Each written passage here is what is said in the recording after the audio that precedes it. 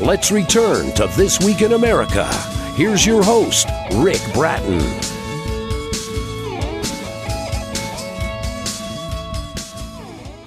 Welcome back, everybody, coast to coast, This Week in America. John Thrasher, author of the critically acclaimed urban fantasy Pale Beast, says every human culture has tales of white animals. Native Americans have their white buffalo. Revelations describes a pale horse. Pre-Christian Europe had white unicorns. China has white tigers, white dragons. India actually did have white elephants. The coming of any of these meant drastic change for good or bad. In Pale Beast, 6 of these creatures show up all at once to do battle on the hottest day of the year in perhaps the most densely populated city in the United States. John Thrasher is a lawyer living in Indianapolis, Indiana, began writing fantasies for a hobby in 1993 at age 42.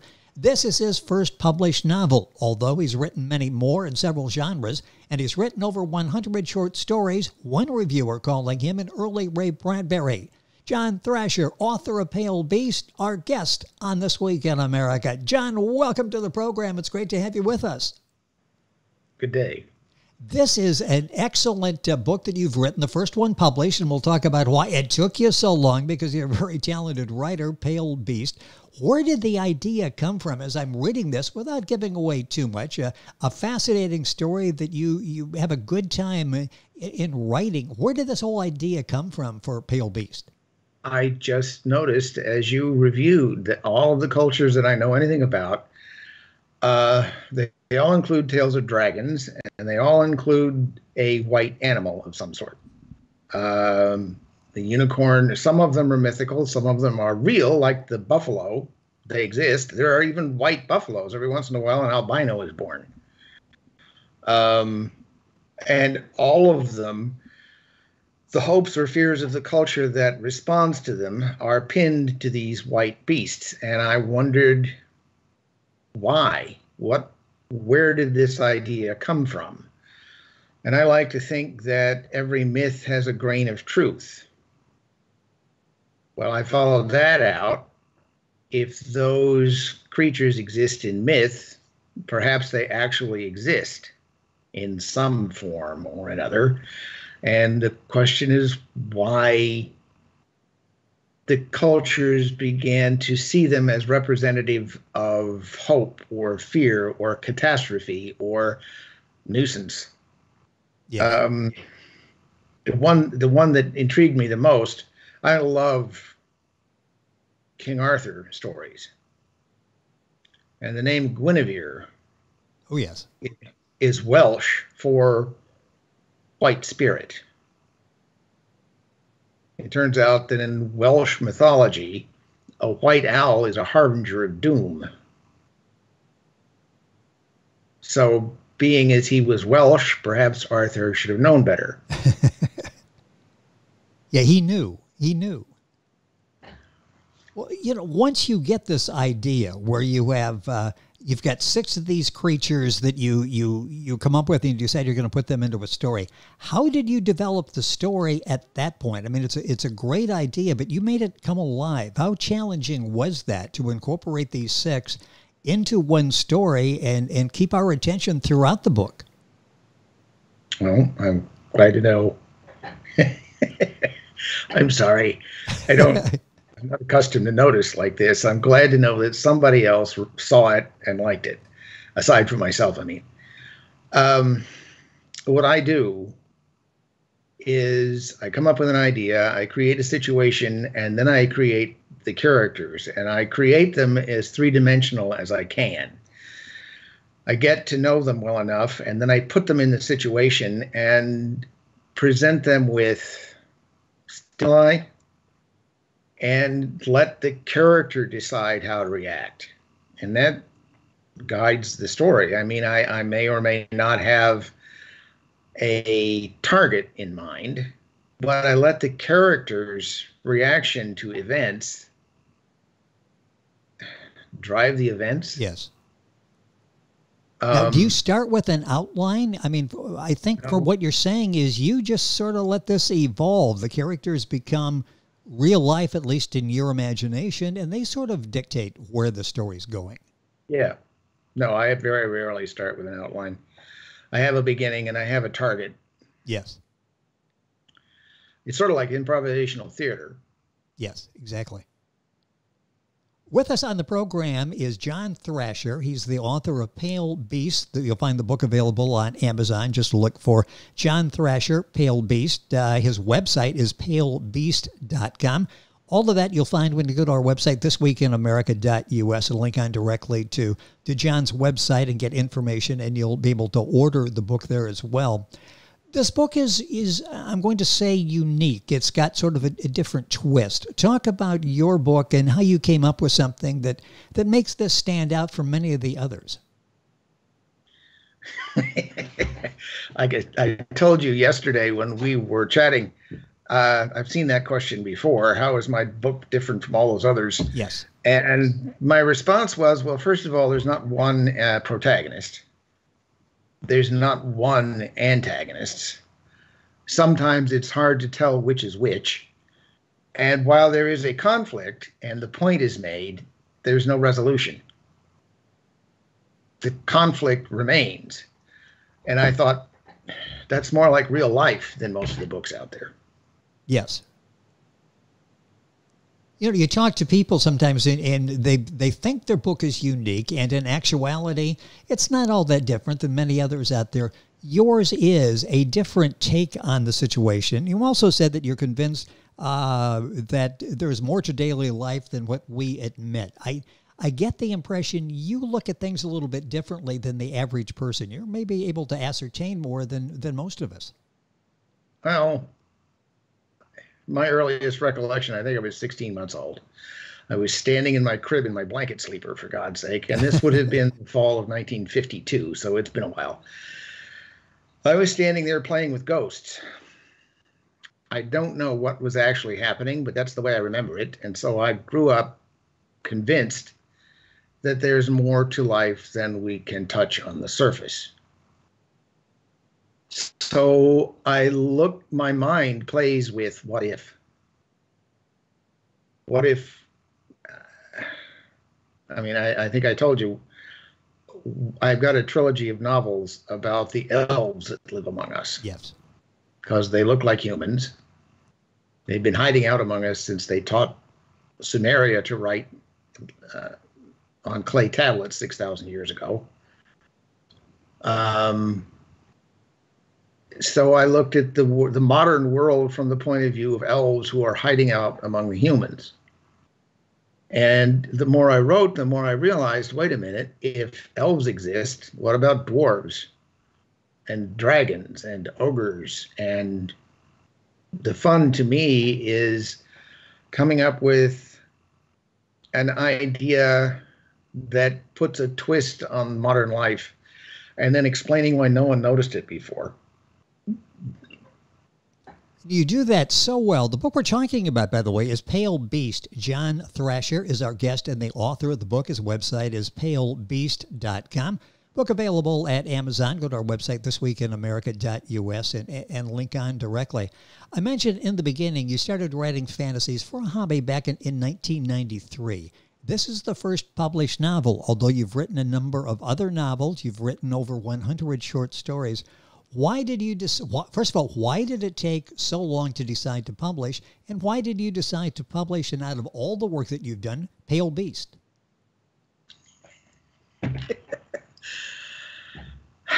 I always wanted to write. I can remember at 12, I wanted to write, and I put it off because I was sure I'd run out of ideas. Now I find out that you can't. I was writing originally for my own entertainment. I would start a story and then work on it till it finished so I'd know, just to see what happened. Yes. And then I published some short stories. And because of that, another self-publishing company contacted me and asked me, was I working on a novel? And for some reason, when they called, I was thinking about Pale Beasts. So that was the first thing out of my mouth. And I reread it, and I thought, this is not only different from everyone else's, it's different from everything I've written. It's just weird. So I submitted that, and that's where it started. It came out in paperback in September of 2018, I think. And I just didn't have the money to publicize it. Well, it's being publicized now, and it's certainly worth your time. It's a great read. PaleBeast.com is the website. John Thrasher, the author of Pale Beast. You've said this several times, and it's interesting. You write books that you would read, and I find that fascinating because sometimes authors crank out books, and I'm not sure they even enjoy reading their own books.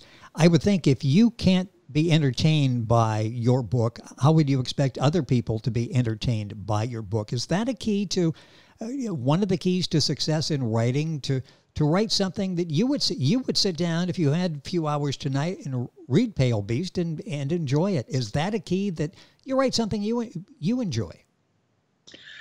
I think so. I mean, they say a writer must write of what he knows. Yes. But he can't really make it enjoyable unless he had fun writing it.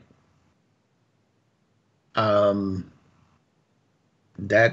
haven't spoken to people like Ray Bradbury or Arthur C. Clarke or any of the science fiction writers I grew up with, but I can't believe it's like, and it is any other way with any of them.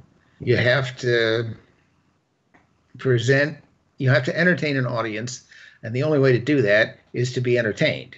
Exactly. Yes. You know, I mentioned all of the other books you've written, the novels, across genre. You've got fantasy, you've got historical, science fiction, urban fantasy. Talk about that, because you got a varied interest in your writings. Is there any particular one you did? Pale Fantasy falls in the urban fantasy category.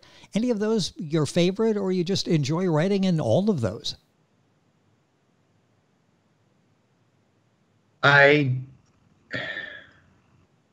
Okay, I'm going to answer that question with a question. Okay. If you had 6 kids, which one would be your favorite? Okay. Exactly. I understand exactly what you're saying. So you enjoy all of them. And would you be able to tell that one? Yes.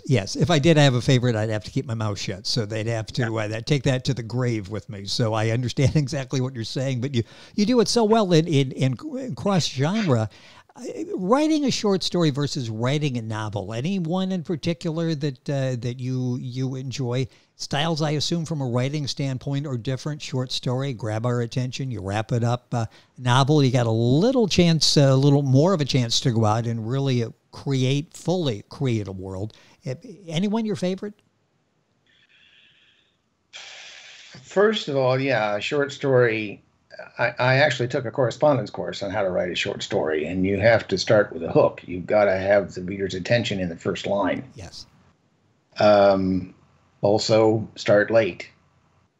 You have a sequence of events as your story. You want to start presenting that story to the reader as late in the sequence as possible, and then let them catch up, rather than, a lot of backstory makes the story longer than short.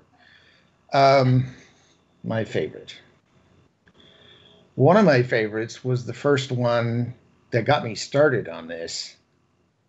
I happened to catch the pilot episode of Murder, She Wrote on cable. And Jessica Fletcher wrote a mystery, and she hid it away in a drawer, and her nephew found it and gave it to his girlfriend, and she worked for a publishing house. And so, of course, she got published, and then she had to show up for an event of some sort to help push the book.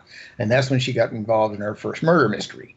And she published a murder mystery and got involved in a murder mystery. And I asked myself, what would have happened if her novel had been fantasy? So I wrote a story about a fantasy writer, a lawyer, much like myself, who published a fantasy with the same house, and then suddenly found himself among witches and wizards and magic. And I love that. The series is called The Fletcher Syndrome. I like that. Boy, your mind is always active, isn't it? You're always Yes. looking at something and like, okay, how can I get at least a short story out of this? And you take that from what starts as a thought like that into a very well-written book, short story, long story, Pale Beast, the book we're talking about. John Thrasher is the author. A couple minutes left in the program. All of these books, all of these ideas, what are you working on now? Are we ready to see the second published book from John Thrasher? I'm not working on a book. Well, maybe I am. It's called The Triad. The classic pentagram is a five-pointed star inside a circle, and those points represent earth, air, fire, water, and spirit. The four material elements and the fifth. Yes. But the triskelion from Ireland represents earth, sea, and sky. Those aren't elements, they're realms. The earth is the realm of the mortal man, the sky is the realm of the gods, and the sea is the realm of the fae, the fairies, the leprechauns, the little people.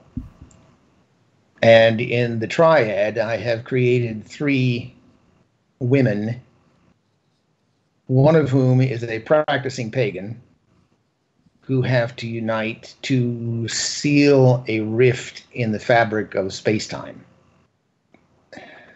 Yeah, I'm working is a good way to put that. This is more slogging than I'm accustomed to, but I love that concept. How close are you to having that to the point where we may be able to read it? oh Lord, I have no idea. Oh, okay. Well, stay tuned for that. We'll keep you posted on that. I love that concept, as with all of your work. Boy, the time has gone by so quickly. This has been fun. John Thrasher has been our guest on the program, talking about his first published novel, Pale Beast. The book is available at Amazon, wherever books are sold. Yes. Can I make one correction? The name is plural. I don't hear that last S. Beasts. Beast. Pale Beast. Yeah, let me extend that there. Yes, Pale Beast.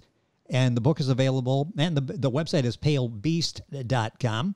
The book is available at Amazon. You can link on by going to our website, thisweekinamerica.us, 6 Beast. So we want to give them all credit. Thank you for pointing that out to make sure that everybody heard that. Pale Beast, the name of the book. John Thrasher, our guest on the program. John, this has been fun. I really enjoyed this. Keep up the good work. Hopefully we'll have a chance to do this again. Thank you for being with us on the program. Thank you for having me. It is our pleasure. Pale Beast is the book. John Thrasher, the author. Book available at his website, palebeast.com, amazon.com, and you'll find it by going to our website, thisweekinamerica.us. And we're back on today's program after these messages. This Week in America is online. You can visit our website, thisweekinamerica.us. Scott Pinkerton, associate producer of This Week in America. Jay Anderson, segment producer. Ben Watson, webmaster. Otto Bechet, director of engineering and TV production. This Week in America produced and is a trademark of Blue Funk Broadcasting, LLC. For information on all of our guests and to listen to this week's show, our website again at thisweekinamerica.us. And I'm Sean Bratton, executive producer of This Week in America.